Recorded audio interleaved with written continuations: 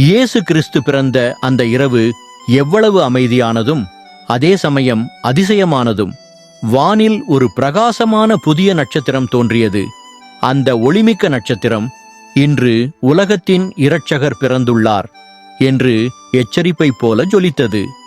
அந்த நட்சத்திரத்தை தூரமான கிழக்கு நாடுகளில் இருந்த Melchior, Persia, Caspar, India, Balthazar, Arabia, Ethiopia என்ற 3 ஞானிகள் கண்டனர். அவர்கள் விண்மீன் ஆய்வு செய்யும் அறிவாளிகள். இந்த நட்சத்திரம் சாதாரணமல்ல, ஒரு மகாராஜாவின் பிறப்பை வெளிப்படுத்தும் இறைவனின் அடையாளம் என்பதை அவர்கள் உணர்ந்தனர். உடனே அவர்கள் தங்கள் நாட்டையும் குடும்பத்தையும் விட்டு நீண்ட பயணத்துக்கு தயாரானார்கள். கதைகள் சொல்வது போல் ஒட்டகங்களில் ஏறி பாலைவனங்களையும் மலைப்பகுதிகளையும் கடந்தபடி அவர்கள் புதிய அரசன் யார் என்பதை அறிய முனைந்தனர். பல நாட்கள் பயணம் செய்தபோது அவர்கள் எருசலேமில் உள்ள ராஜா ஹெரோதேசின் அரண்மனைக்கு வந்தார்கள். யூதர்களின் புதிய அரசன் எங்கே பிறந்துள்ளார்? நாம் அவரை வணங்க வந்தோம் என்று கேட்டனர். அந்த வார்த்தைகளை கேட்ட ஹெரோதேசுக்கு பயம் ஏற்பட்டது. அவர் தன் அரசையை இழந்து விடுவோமோ என அஞ்சி அவர்களை வஞ்சிக்க திட்டமிட்டான்.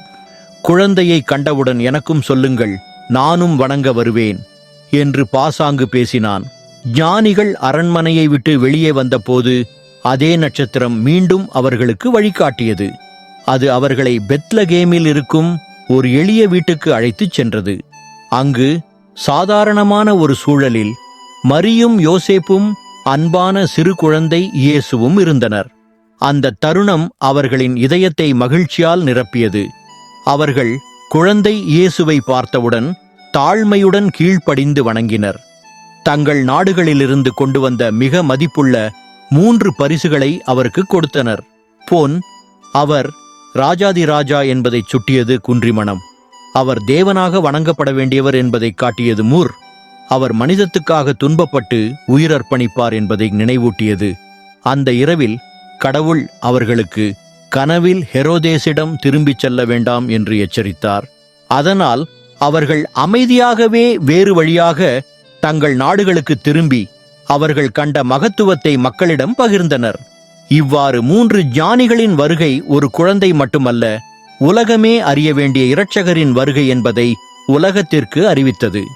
அந்த நட்சத்திரத்தின் ஒளி போல் இயேசுவின் அன்பும் இரட்சிப்பும் இருட்டில் வாழும் மனிதர்களுக்கு நம்பிக்கையாக மின்னத் தொடங்கியது.